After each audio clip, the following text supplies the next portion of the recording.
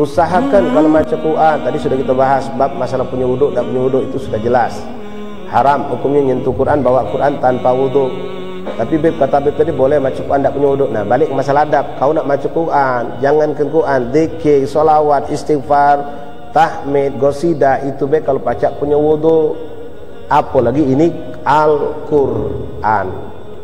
Kemudian baca Quran Pak ngadep kiblat sunnahnya, kecuali kalau kita sedang tadarusan bentuk lingkaran atau guru duduk di sini macam saya sekarang, saya membelakangi kiblat.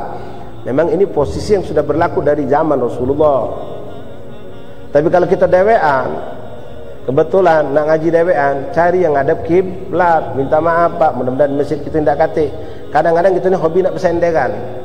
Pas masuk masjid, tengok tiang sikok 4, 5, 8, 10 ni lah ada penghuninya kalau. Karena masih nak nyender juga, hanya nyender ke situ dia, ngadep ke sana tahan. Nah ini kurang adab, kurang akhlak. Lebih buruk lagi kadang terjenguk sambil selonjor pula. La ilaha illallah. Al-Quran itu perlu adab. Macu selembar dengan adab lebih abdul pada hatam Quran tanpa adab. Di antara adabnya ngambil Quran dengan tangan kanan, jangan dengan tangan kiri. Kadang-kadang kita sambil berteleponan, ngangkat telepon sambil ngambil Quran. Dia kaget ketemu di sana bila kita kaget. Sat jadi dia. Ngambil Quran dengan tangan kiri, HP tangan kanan. Naudzubillah. Yang ngambil kitab tangan kiri itu ahli neraka. Sifat yang Allah sifatkan orang yang ngambil kitab amal pada hari kiamat dengan tangan kiri itu ahli neraka. Makanya kita dalam doa ketika nyuci tangan wudu, Allah ma'atini kitabi biyadi yumna wala ta'tini bil yusra au min wara'id dhuhri. Dua sifat yang disifatkan oleh Rasulullah, ahli neraka itu nerima kitab amal dengan tangan kiri atau lewat belakang. Maka hati-hati juga Bapak hadirin rahimakumullah, jangan galak nyender di gerobak yang ada Quran. Tolong juga anak kita pergi belajar, pergi ngaji Quran, ngawak Quran pakai tas ransel taruh di belakang. Ini mencelakakan anak. Anak kita baca Quran sudah alhamdulillah Bib, anak aku sekarang dah selesai Iqra, masuk baca Quran surah Al-Imran ni, masya-Allah. Ngaji di mana? Di masjid. Ya, masjid kita ni disebutlah. Mak mana pas kita tengok anaknya pergi pagi-pagi bawa tas ransel, sujud sama baknya, betul kita sampingnya. Nak ke mana? Nak ngaji Quran. Oh, tidak ngawak Quran, ngawak dia di tasnya itulah, taruh di belakang. Nah ini tak benar, tak benar. Jadi jangan sekali lagi membelakangi Al-Quran. Ngembek dengan tangan satu lebih afdal, tangan dua lebih afdal. Jangan sekali lagi megang Quran dengan tangan kiri tapi dengan tangan kanan. Bulak baliknya pun dengan tangan kanan. Ya, bulak balik dengan tangan kanan. Nah, kemudian kalau kita duduk, ini kalau mimbab kesempurnaan, ya. Kita duduk, kita pengen nak ngambil Quran, kebetulan ada orang sedang ngambil Quran, kita teriak kawan kita, "Mat, tolong ambil ke sikok Quran." Datang Muhammad ngambil Quran.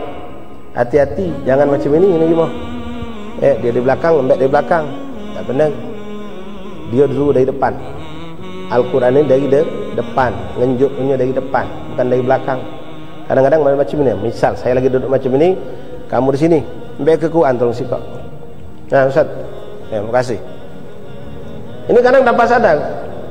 Tak benar ambil dari depan Quran itu, bukan dari belakang, samping pun jangan. Kemudian nak afdalnya wong yang bakal nerima Quran ini tegak berdiri nyambut Quran. Ini etika adab yang paling sempurna. Tegak kita nyambut. Lalu kita duduk lagi. Karena Al-Quran Pak, Al-Quran kalamullah. Sikok huruf Quran tak sebanding dengan beratus-ratus jilid kitab yang bukan Quran. Walaupun itu kitab agama. Kemudian muka Quran, hati-hati Bapak Ibu rahimakumullah, jangan sembarang. Quran ini muliakan.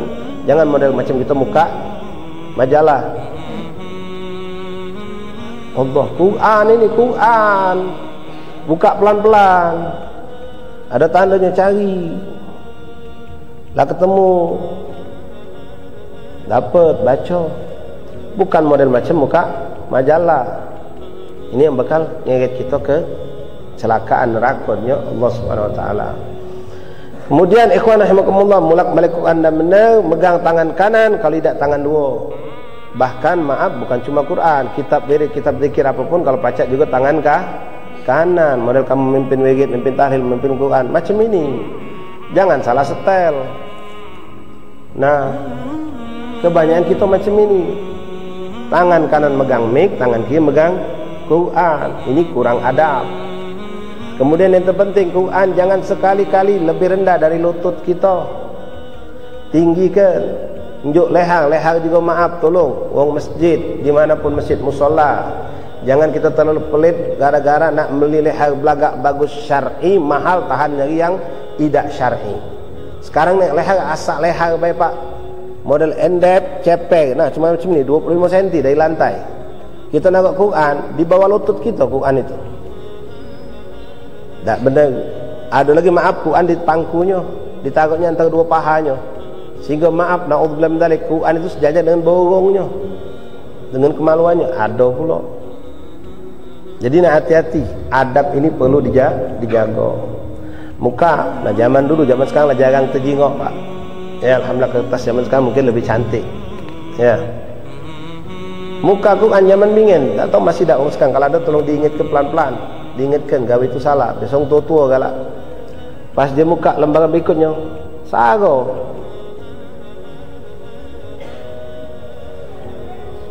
Nempel memang kertas. Pakai apa ini? Rai kau tempel ke galak tak? Ngocor pasti pak. Baju benar. Baju kawan kita. Bulan puasa pula. Pasti ngamuk. Ini Quran, lembaran Quran. Tak terbuka. La ilaha illallah. Ini jangan sampai salah. Kemudian Al-Quran ini ngeletaknya benar. Jangan ada sesuatu apapun di pucuk Quran kecuali Al-Quran. Ini maaf pengurus masjid musola, terus diperhatikan. Kami sering masuk beberapa masjid, kebetulan lewat numpang solat, kadang-kadang tak ngerti yang ngurus masjid. Quran tumpuknya dengan yang bukan Quran. Yasinan itu mana boleh pucuk Quran, karena dia campur dengan bukan Quran. Tak ada pucuk Quran kecuali Quran. Macam Quran sudah selesai, tadi sudah saya buka, jangan ditandai dengan ditekuk-tekuk. Tunjuk tanda yang baik. Lidi yang suci boleh, atau kertas polos boleh, pakai benang boleh. Selesai ngaji Quran, ini kebanyakan kita kadang-kadang ya pak, yang tua-tua terutama, macam Quran pakai kacamata. Selesai, wa ilaihi turja'un, sadaqallahul azim. Alhamdulillah, jadilah aku ngaji saya ini. Tak, tutupnya buka kacamata, prak, taruhnya pucuk Quran. Ini pun tak benar. Kacamata taruh pucuk Quran. Dan lebih parah lagi, HP pak.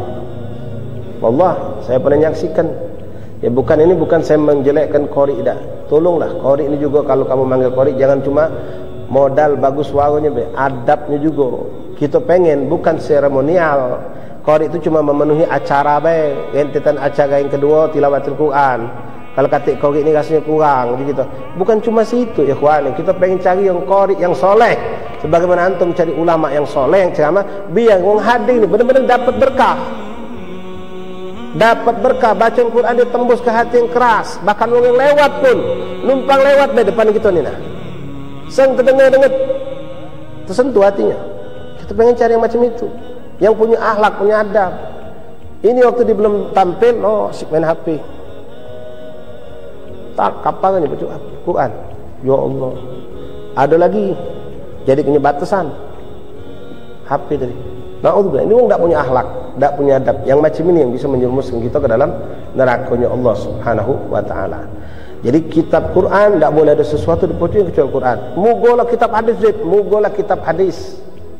Kitab tafsir pun jangan, tafsir di bawahnya. Karena tafsir ada ucapan-ucapan manusia yang mentafsirkan daripada isi Al-Quran. Jadi Al-Quran murni di atas segala-galanya, dan tidak boleh ada di atas Al-Quran sesuatu kecuali Al-Quran. Jelas insya Allah.